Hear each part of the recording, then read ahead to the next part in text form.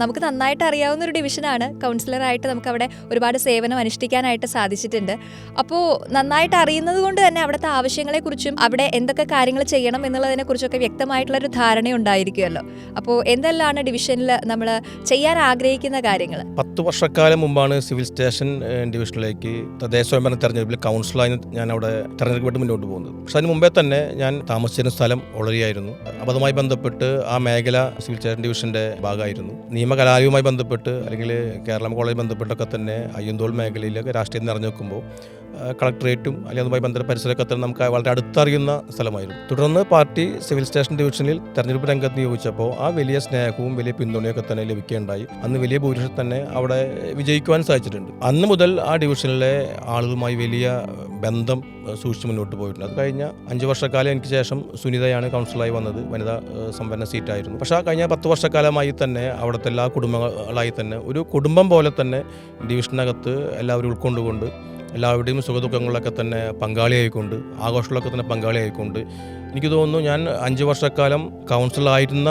സമയത്ത് എങ്ങനെയാണോ അതിനേക്കാൾ ഒരു കൂടുതലായിട്ടായിരിക്കാം കൗൺസിൽ അല്ലാത്ത 5 വർഷക്കാലം ആ ഡിവിഷനിലെ പരിപാടികൾ കല്യാണങ്ങളിലായാലും ശരി അവരുടെ വീട്ടിലെ സുഖദുഃഖങ്ങളൊക്കെ തന്നെ അല്ലെങ്കിൽ മറ്റ് ആഘോഷപരിപാടികളൊക്കെ തന്നെ കൃത്യമായി തന്നെ എന്നെ വിളിക്കുകയും അവരൊക്കെ തന്നെ ആ ചടങ്ങുകളിൽ തന്നെ ഭാഗമാക്കി മുന്നോട്ട് പോവുകയും ചെയ്തിട്ടുണ്ട്. അതൊക്കെ വലിയ ഡിവിഷനെ സംബന്ധിച്ച് വലിയ ആത്മവിശ്വാസം നൽകുന്നൊരു ഘടകമാണ്. നമ്മളെ ഹൃദയത്തിൽ തന്നെയാണെന്ന് തെളിയിക്കുന്ന കുറേ കാര്യങ്ങളാണല്ലേ.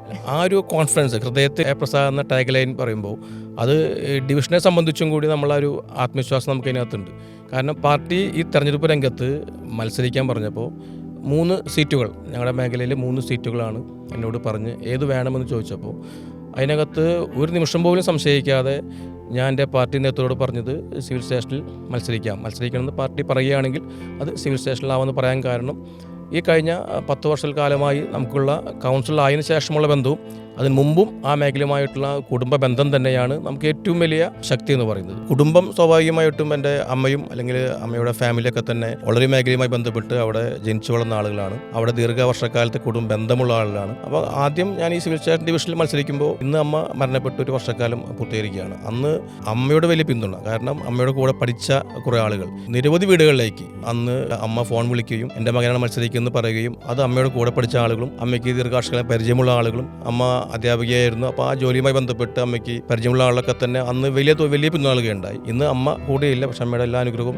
സ്നേഹമൊക്കെ തന്നെ ഉണ്ടാവുമെന്ന് കുറച്ച് പ്രതീക്ഷയുണ്ട്. കഴിഞ്ഞ തെരഞ്ഞെടുപ്പ് രംഗത്ത് അത്തരം കുടുംബ ബന്ധങ്ങൾ എന്നെ സിവിൽ സ്റ്റേഷനിൽ ഒരു കുടുംബാംഗമായി എന്നെ ഉൾക്കൊള്ളാൻ വലിയ ഒരു പിന്തുണയായി മാറിയിട്ടുണ്ട്. കാരണം അമ്മയും കുടുംബാംഗങ്ങളൊക്കെ തന്നെ എല്ലാവരും ആ ഡിവിഷനുമായി ബന്ധപ്പെട്ട് മുന്നോട്ട് പോയിരുന്ന ആളാണ്, അവിടെ താമസിച്ചിരുന്ന ആളാണ്.